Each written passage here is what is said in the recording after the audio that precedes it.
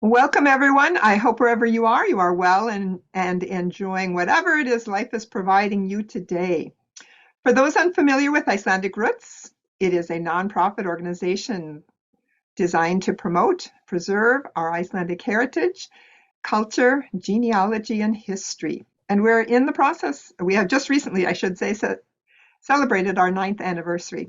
Be sure to take a look at the website at www.icelandicroots.com, as well as take a look at Facebook and Instagram, where you can also find us. Please note this webinar is being recorded and will be available within a week or so on the Icelandic Roots YouTube channel. Since it is being held in the webinar format, all of you participants will not be able to be viewed or seen on the screen. You are also muted. It's just the 3 panelists that you'll be able to see. We do encourage anyone to submit questions and answers using the Q&A sections on the bottom of your screen at any point during the webinar or presentation. I am Jody Armand-Jones. I'm a volunteer with Icelandic Roots coming to you from Minnesota, where we are, I think, just finishing up our day 4 winter storm. Joining me is Doug Hansen, another Icelandic Roots volunteer who will be monitoring the technical side of things from Virginia, where he tells me they're expecting a record high.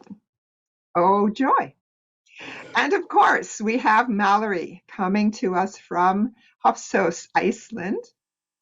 And Mallory is one of the favorites of humans and animals wherever she goes. She is a member of my local Icelandic Hekla Club and a native of North Dakota Western Icelanders. She was a Snorri alumna from 2011, and she was also a 2016 Snorri intern, Snorri Alumni Intern. And many of you, if you've been either to the Icelandic camps in Gimli or if you've been to Hofsós, you perhaps have seen her. She has a degree in speech pathology from the University of Minnesota and worked in the St. Paul Public Schools for a number of years before making the jump to becoming a resident of Iceland. And she has just recently obtained her master's in international education from the University of Iceland. She's now living and working full-time at the Emigration Center in Hofsós, from which she is coming today. So without further ado, Mallory, I'm going to turn this over to you. Great, thank you, Jody. All right, I'm going to share my screen.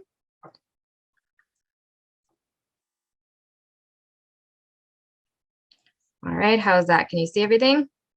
Looks beautiful. All right, so thank you everyone for coming to the webinar today. My name is Mallory. I'm going to talk to you about the Icelandic Immigration Center in Hofsós and what you can see and do when you come and visit the center. Also things of interest in the town of Hofsós and surrounding areas. So why am I here in this tiny town in the middle of northern Iceland? I was born in Cavalier, North Dakota, in an Icelandic American settlement area. I lived in Edinburgh, North Dakota until I was 5.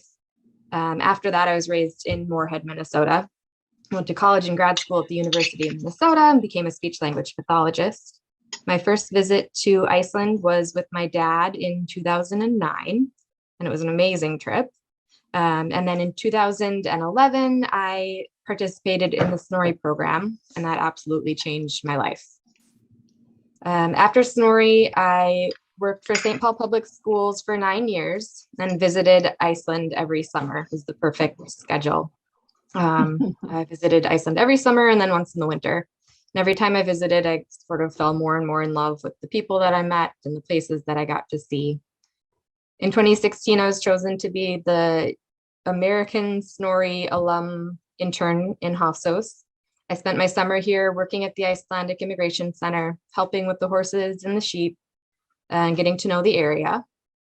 In the visits the following years, I always came back to Hofsós and did some version of volunteer work here in Hofsós. I stayed in touch with Valgeir and Gunna, who run the center, and started to feel like part of the family here. In July of 2020, I finally moved to Iceland. I felt like I just wasn't getting enough of it during summer visits. I wanted to see what it would be like to live in Iceland full time.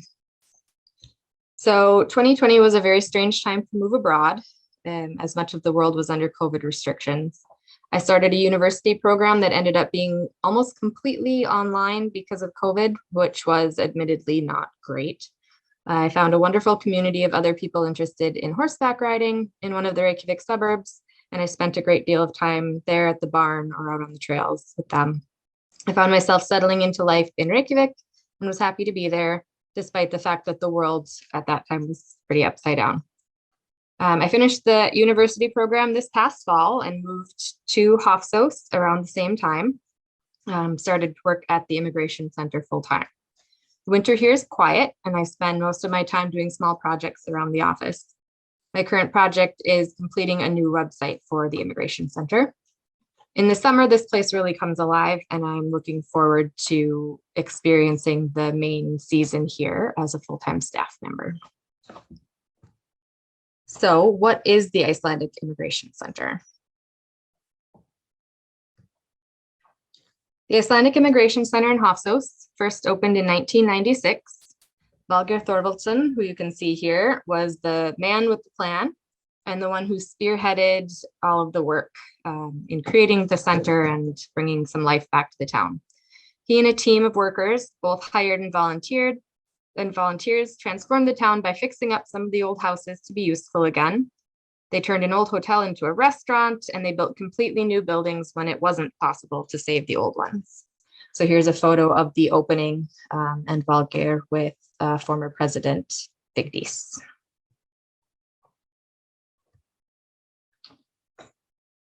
So here you can see the state of the town of Hofsós before the Immigration Center project began. The town was dying, and Valgeir wanted to do something that would reinvigorate it.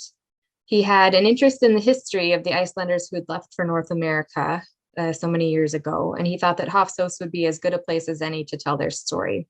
He said he remembered being a young boy and having Icelandic Canadian distant cousins come and visit his parents, and he wanted to build a place to tell stories like theirs and to give Icelanders and Western Icelanders a place to gather and connect to their past.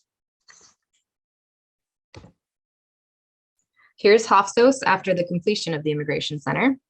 The museum exhibits are housed currently in 3 separate buildings. The first house that you see on the left side of the picture here with the red roof is called Gamla Kaupfélagið, which means the old co-op. In this space, we have several exhibits. I feel like this is the best place to start your tour when you come to visit, as these exhibits really tell you the facts about who was leaving, why, where they were from, and where they went. You'll find personal stories of immigrant journeys, timelines, maps, and a lot of artifacts that really bring you back into that time and place. This house, in this house, there's also an exhibit about the few dozen Icelanders who ended up immigrating to Brazil. Gamla Kaupfélagið is also very interesting in that it houses the Icelandic flag factory. So in the little wing on the left here, you will see, you can find the only place in Iceland where flags, Icelandic flags, and sometimes requested other nations' flags, are sewn by hand and sent to people all over the world. The large black house in the center of the photo there is called Frængarður. And in Frængarður, we have the main offices, the Genealogy Research Center and Library, and an exhibit called Silent Flashes. Silent Flashes was created by Nelson Gerard, and it's a gorgeous exhibit by Icelandic immigrant photography. This is the place to come if you're looking for information about your family history. Here we have loads of books on the genealogy and history of different regions of Iceland. It's always amazing when we have visitors and we're able to help them find a photo or some information about ancestors in one of the books that they've never seen before. The Immigration Center here has an agreement with Icelandic Roots, which is amazing in that we're able to help people sign up for memberships right here on site, navigate the information that they're searching for, and we end up introducing some people to the Icelandic Roots database, both Icelanders and Western Icelanders who've never heard of it before. It's always nice to show people a new resource like Icelandic Roots that they can access at home and deepen their research and understanding of their family history. And the third house, which you can barely see kind of behind the main black buildings here in front of others, just in the back, is across the walking bridge next to the restaurant. And this is a house that we call Konungs, which is short for Konungs Verslunarhuset, or the King's Retail Store. This house was built in 2000 and modeled to look just like the old Danish trading post that once stood there. In this house, we have the North Dakota exhibit called Prairies Wide and Free, which tells the story of those Icelanders who settled in various small towns around North Dakota. This is our most interactive exhibit with several interesting activities for kids, including a walk through the woods at night, where kids can take a flashlight and walk through a dark corridor to find some of the animals that are native to North Dakota. So where is Hofsós? Hofsós is kind of central north in Iceland. It's about 4 hours drive from Reykjavik, 5-ish hours drive from the Keflavik airport. This area in Iceland, this region is it's called Skagafjörður, and it's known as the cradle of Icelandic horsemanship. It's a very rural area, much like much of Iceland. And you'll see a lot of hay fields and horse, sheep, and dairy farms all around. Hofsós, in my opinion, is best visited during the summertime. There are no guarantees for good weather, of course, but your best chances at sunshine and decent temperatures are between May and October. We're open at the Immigration Center every day in June, July, and August from 11 a.m. to 6 p.m. and then any other time of the year by appointment. During the winter months, we have a lot of school groups and other tour groups that come to visit fairly regularly. But of course, it's in the summertime, in the main tourist season, that we are the most busy. So what services do we offer at the center? Other than coming to see the exhibits, you can also come and access the print resources that we have available in the library, books, maps, old letters, photos, that sort of thing. You may already have a lot of information about your family history or Icelandic family history, and maybe you already have a membership to the Icelandic Roots database. We use it here, the Icelandic Roots database here in Hofsós, and we can help people sign up if they're not already members, or if you want to sit down with us and work through some of the information that you already have.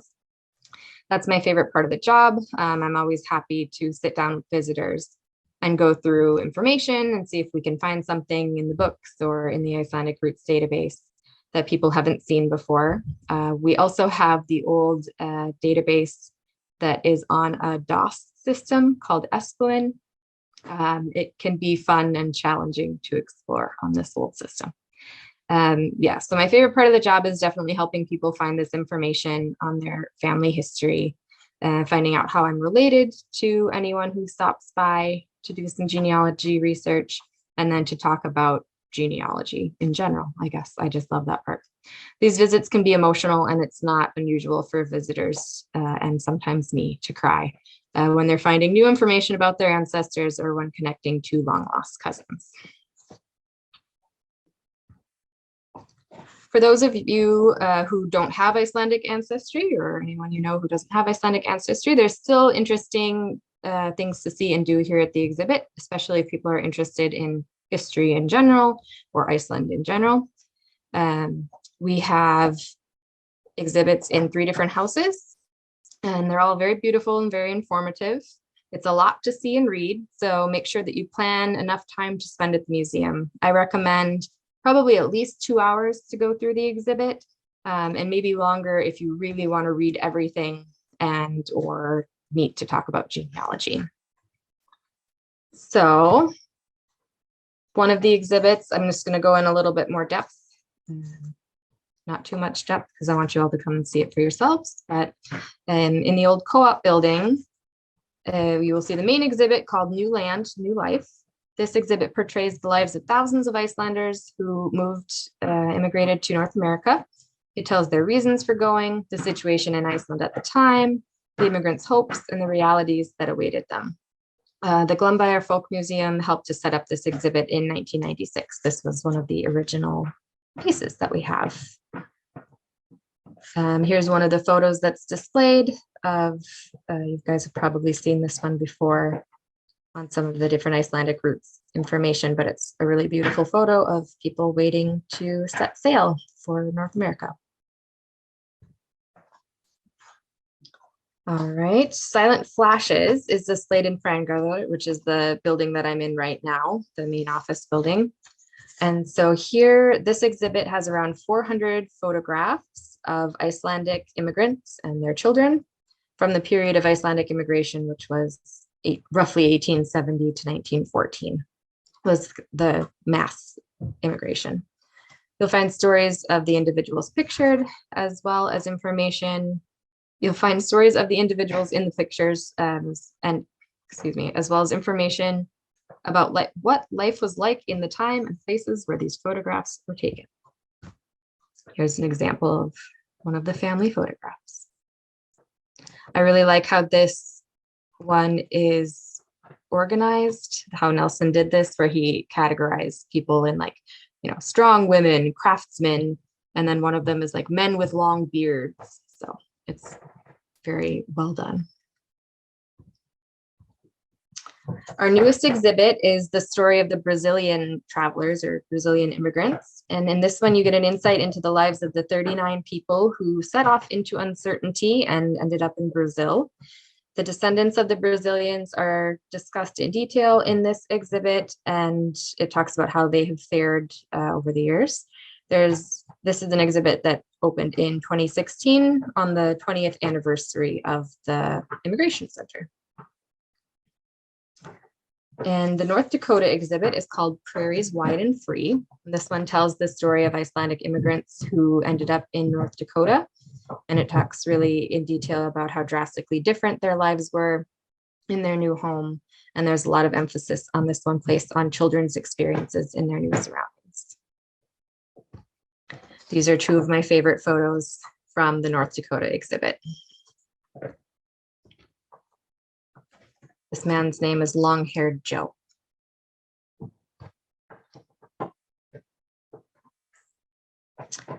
So it's plain to see in our exhibit material that life was not easy at this time. This was due to many factors, including weather and other natural phenomena like volcanic eruptions, politics and societal policies, poverty, limited farmable land, poor transportation, and limited access to resources.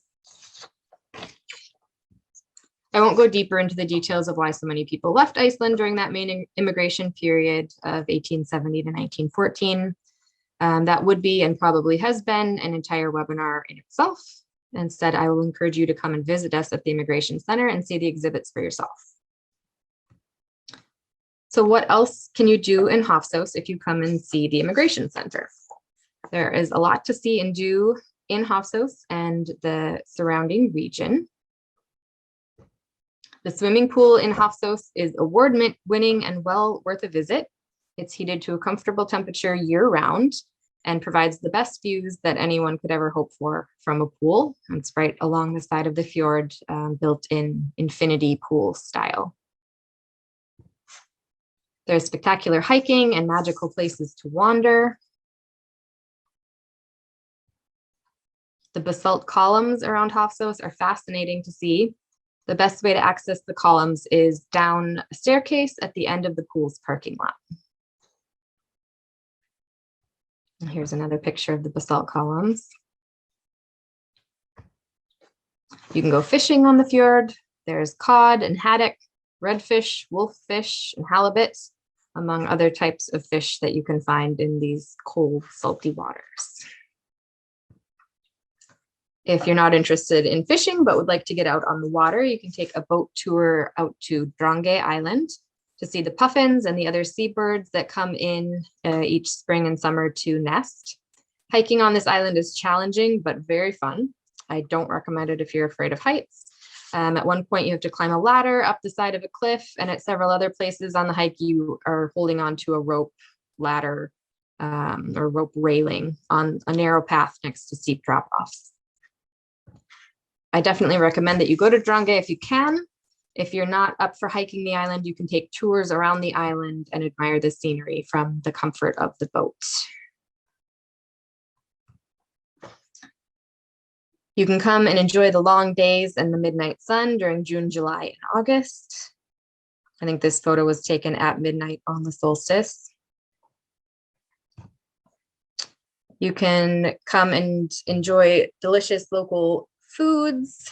This restaurant, which was one of the houses that Valgeir fixed up during the initial project, Immigration Center project, it was called Solvik, but is now under new ownership as of about a year and a half ago, and is now called Retro Mathús, but they still have a wonderful menu. And then just up the hill, if you're looking for a place to grab a bite, is the grocery store with a small cafe, and they have more casual items like hoagies and hot dogs and pizza. One thing that is, it's not right in Hofsós, but it's very near Hofsós, is Grafarkirkja, which is the oldest and probably tiniest turf church in Iceland. It is minute. I don't know, you can maybe fit 20 people crammed inside there.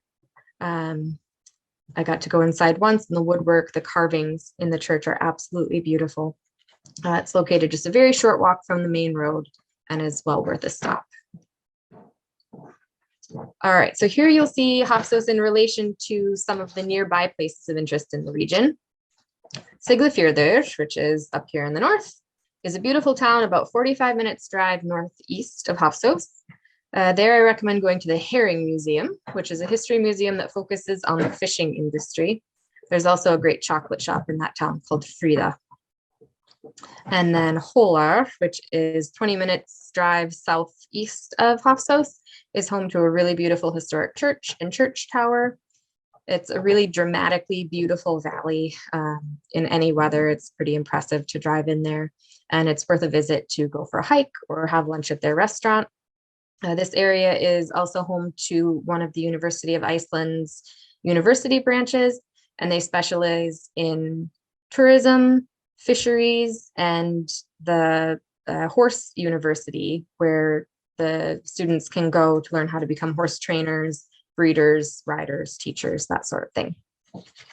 It is, excuse me, I'll look at my notes.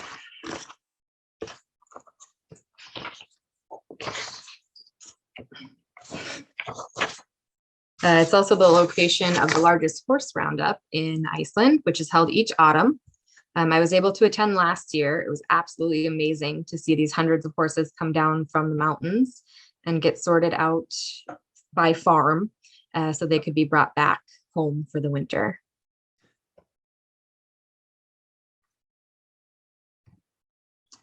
So back to our map and looking at Sauðárkrókur. So several thousand people live here, which makes it a big city in the area. They have several museums, grocery stores, restaurants, and places to stay. But my favorite part of Sauðárkrókur is the bakery. Then we have Akureyri over here on the right. Akureyri is about an hour and a half from Hofsós, and this truly is a city, at least by Icelandic standards. There's about 18 to 20,000 people that live there. They have gorgeous botanical garden is a fabulous place to visit, nice shopping mall, and pretty much everything else that a person would need. If you're the sort of person who's happier to stay in civilization on a trip to Iceland, then Akureyri makes a great headquarters for adventuring around the north part of the island. It's easier to do, or it is easy to do a lot of day trips from this town, and it's full of culture and nice restaurants. Here's a photo of Akureyri in the summertime with the really cool double tower church. In contrast, here is Hofsós in the wintertime.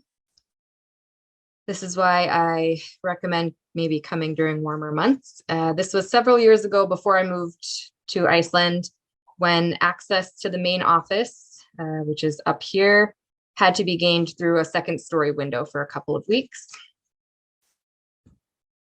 Here's another wintry scene. This one connects to the next picture. This was a few years ago when there was a risk of the snow on the hillside above Gamla Kaupfélagið, the old co-op, coming down in an avalanche and wiping the house into the sea. So they had to dig this large trench through the snow and then take away a lot of the snow in order to save the house. And this is one that I took maybe a month or 6 weeks ago, and it shows a much more reasonable amount of snow on a nice winter day here. I think this is probably more typical of a winter day in Hofsós. So thank you guys all for tuning in. And if you have any questions, please go ahead and write them in the Q&A. Mallory, we have one question, and that was, are there any places to stay in Hofsós? Yes, absolutely. So Valger and Gunnar, actually, they also run a couple of guest houses in town. There's an attached apartment to the museum, to the main building of the museum, which is a 2-bedroom place to stay with a full kitchen. That's really lovely. 2 different guest house options up the hill. And then if you're looking for kind of a fancier option, which is about a 20-minute drive south of Hofsós, Valger runs a guest house called Kolkos, Kolkuo with an accent S. That is a gorgeous kind of luxury guest house out in the countryside along the sea. Another question, when does winter begin in Hofsós? I mean, I think just like in Minnesota or North Dakota, it can vary a little bit, but I mean, this fall we had a wonderful autumn, and we really didn't have snow that stuck onto the ground until beginning to mid-December, maybe, where it was like truly wintry and snowy. It got chilly, but it wasn't snowy and terrible until December. But it was dark. I would say the darkness is probably almost as big a deterrent to travel as the snow. So just because the days are so short in December and January, you don't have a lot of adventure time where you can actually see where you're going. Mm-hmm. I believe I've heard that Silent Flashes is going to be touring in the not too distant future. Can you tell us a little more about that? Yeah, so that's a project that we've been working on this winter a little bit. And so I'm trying to gather information on what it would take for us to send the Silent Flashes exhibit over to Canada and the US to tour. We think that there's a lot of people there who would be interested in seeing it that maybe haven't been able to get over here to view it. The exhibit was in Reykjavik for about a year in 2016. And then came back to us and was reset up. But now we feel like it's time to send that over to North America so that we can build a new exhibit in the space where that is now. Any idea what the timeline might be on something like that?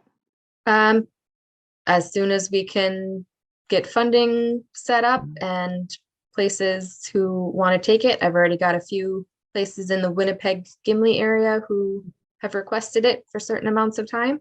But I'd love to see it kind of on the East Coast, Central and West Coast, if possible, spread it out a little bit. So if anyone has any connections to museum places, let me know.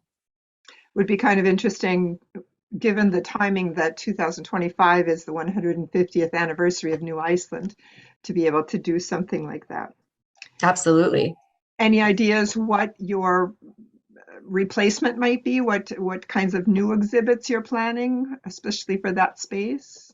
Yeah, for that space in particular, many years ago, or a few years ago, at least before I started here, Valger and Nelson Gerard had sort of laid the foundation, or at least built up kind of a basic framework for doing an exhibit on the West Coast Icelandic settlement. So I think that would be fascinating to look at, Vancouver, Seattle, those areas, and tell the story of the people who ended up settling there from Iceland. We have another question. Do you have family in the area? Not in the area around Hofsós. Most of my Icelandic family is all in the East Fjords, and then a few from the East Fjords have ended up in Reykjavik in the capital area. But no, most of my Icelandic family is, in the East. Okay. What's your personal favorite part of the museum? You mentioned when you're working there, it's helping folks connect, but as a tourist coming to the museum, what's your favorite part? Definitely most informative, and I feel like would probably be the best way to see it would be going to see the main exhibit in Gamla Kaupfélagið first. I love the historical facts that are laid out there, and I think it's just a beautiful old home that's been redone just in an amazing fashion. So that's a really that's probably my favorite building to be in, and favorite exhibits to see is the New Land, New Life exhibits in the old co-op. But the North Dakota exhibit also holds a special place in my heart. So, any idea if there are plans at all to expand the site or add additional buildings or facilities? I think not to, at this point, we don't have any plans to add additional facilities or sites, but we would like to continue to put up some new exhibits. And to do that, we've got to kind of cycle our current exhibits into some other locations. We do have one space in the house where the North Dakota exhibit is. The upstairs loft area is a fairly large exhibit space that currently is used. People can rent it out for like birthday parties and clinics and things like that to teach classes or whatever. It's just set up with tables and chairs, and it's a good place to put a big screen to do a PowerPoint or show a film or something. But in that space, I think it would be really appropriate to do an exhibit honoring Bill Holm, the late Icelandic American author and poet who spent many of his summers in Hofsós here before he passed away. So I think that would be a really beautiful space to use for an exhibit about Bill Holm. Interesting. Another question, this from Meg. Is the Icelandic immigration taught in Icelandic schools, to your knowledge? Yes, I know like some of the school groups that we get here. I don't know if I don't know if it is a like must be taught subject. I don't know if it varies school to school, but we do get school groups here ranging in age from like second and third grade all the way up through the different like Menntaskóli, kind of junior college, high school aged students coming here who have been learning about this. Every year there's a school from sort of the Mývatn area who comes here because that's part of their curriculum. So it may vary a bit depending on schools, but it is taught in some of the schools here, yes. Now, when you and I were talking prior to the beginning of the webinar, I asked you about ice, whether the harbor was iced in or the river, and can you describe your current or through the winter status of the area? Yeah, so let me go back to a picture which will show us that a bit better. So, all right, so I'm in this building here. Can you see where the mouse is pointing? So I'm up top in this little window right here, right now, and I can look out over this area. Even in the deepest cold, which we had an unusually long cold spell from the beginning of December to mid-January. There's like 6 weeks where it was much colder for much longer than normal. And there was never any ice in the salty harbor, but the river does freeze up quite a bit. It kept flowing the entire time, but there was definitely significant ice buildup on the river. And then when things started to warm up, then there was big chunks of ice that ended up kind of floating into the harbor on a particularly windy day. But yeah, aside from snow, I think this one I think I took this photo in maybe November sometime when I was out walking the dog. And you can see like we hadn't had any snow at that point. Interesting. Regarding the question we had earlier about lodging in the Hofsós area, just a reminder, as with anywhere in Iceland these days, if you're thinking of going to visit and want to stay, make your arrangements as early as possible. Things are extremely tight. Last year they had 97% occupancy rate, and this year looks to be, if not as much, possibly even more. So be sure to make your plans as early as possible. Yeah, definitely. I know in the Kolkos guest house, we only have 4 bedrooms there with, ensuite kind of setup. And it's almost completely, we're starting to really book up, especially for July and August. So get people from all over the place that book well ahead of time. Another question, this one from Gail. How many people live in Hofsós? I think it's around 170 people that live in the town. There's a lot of summer homes here, or second homes for people. So there's a lot of houses that just kind of sit empty except for occasional weekends or during the summertime. But there's a school that goes from preschool up until grade 10, which is when the kids are done with their compulsory schooling. So the town feels pretty lucky to still have a school here, and they get kids all the way, kind of the boundary lines for the school here is from about halfway to Siglufjörður and about halfway to Söderkrókur. So we get a lot of kids coming in from the farms. Interesting. Another question. I'm sorry, go ahead. Oh, I was going to just sum up and say, I think it's about, somewhere between 150 and 200 that live here full time. Okay. Another question from Malcolm. He says, I visited Hofsós in 2005 and received info on some of my ancestors. Now I would like more. Can I purchase more info, and can you send it to me? I would recommend looking through Icelandic Roots. That's usually what I go to first when I have someone come in, is to get them connected with Icelandic Roots. Of course, I'm always happy to help and look through some of the books and things that we have here as well. But the convenience and depth of information in the database at Icelandic Roots is hard to beat. Okay, thank you. Any other questions from any of our participants or viewers?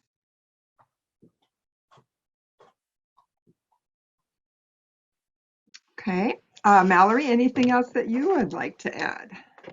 No, just thank you guys all for tuning in, and hope to see you in Hofsós. Excellent. Yes, I would like to thank all of our participants and viewers also for coming to visit today. Just to remind you that along with other opportunities, I'd like to invite you to join Samtal Hour on the Icelandic Roots membership viewers line. Mallory is going to be there and have an open discussion with people in more of a traditional Zoom meeting format. So if you want to hear more and interact directly with Mallory, that would be the time to do that.